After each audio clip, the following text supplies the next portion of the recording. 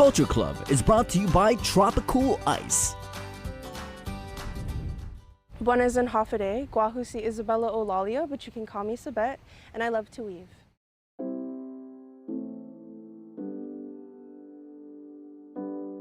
So my first experience with weaving started when I was volunteering for Hurrao. They wanted me to teach other people how to weave a rose, and so for the entire day I was teaching other people how to weave a rose. And then I joined in Afamalik, and that's when I started taking weaving more seriously because Joe Babauta, or Sinyot Dagu, was teaching us how, and it really just opened my eyes to what I could do and the creativity that could take place in weaving.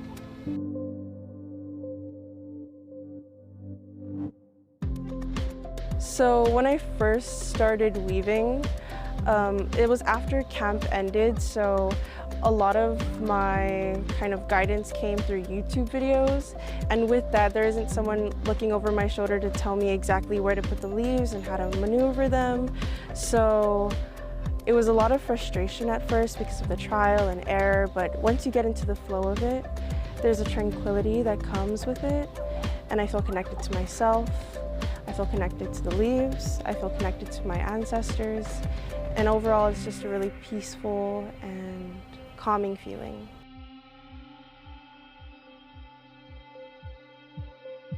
So weaving to me is a way for me to perpetuate the culture. It allows me to express myself creatively and again feel at peace within myself and connected to my ancestors and to the land and what it means to be CHamoru.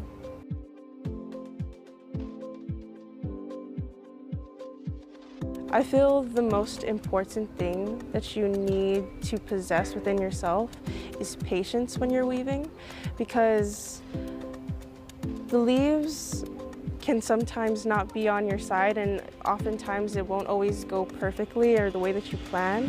So you need to be patient and willing to try again and again and again. Like, I've woven a hat like maybe 8 times before I got it correct. And even then, when I first started, it wasn't correct, but I just kept going and I kept trying until I was satisfied, and then, yeah. The 2 other things would probably be passion, because you need to have that kind of love for the leaves and for weaving in general.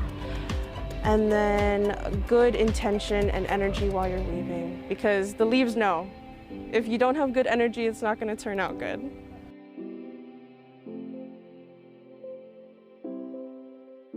I think it is incredibly important to preserve our local culture, mainly because a lot of people have this idea that culture is dying, but it isn't so long as we don't let it. So if we practice our culture, if we do these traditions, if we carve, if we weave, if we sing and dance, then we're upholding and maintaining our culture.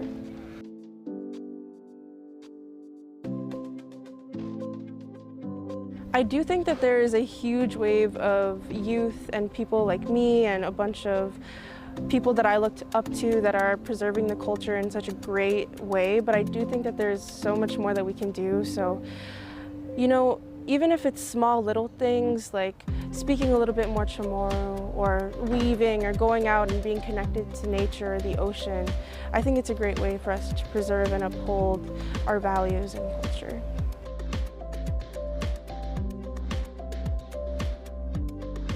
You can follow me at bella.katharina on Instagram. Hafade, guahusi Isabella Olalia, or you can call me Sabet, and I'm proud to be part of KUAM's Culture Club. Culture Club is brought to you by Tropical Ice.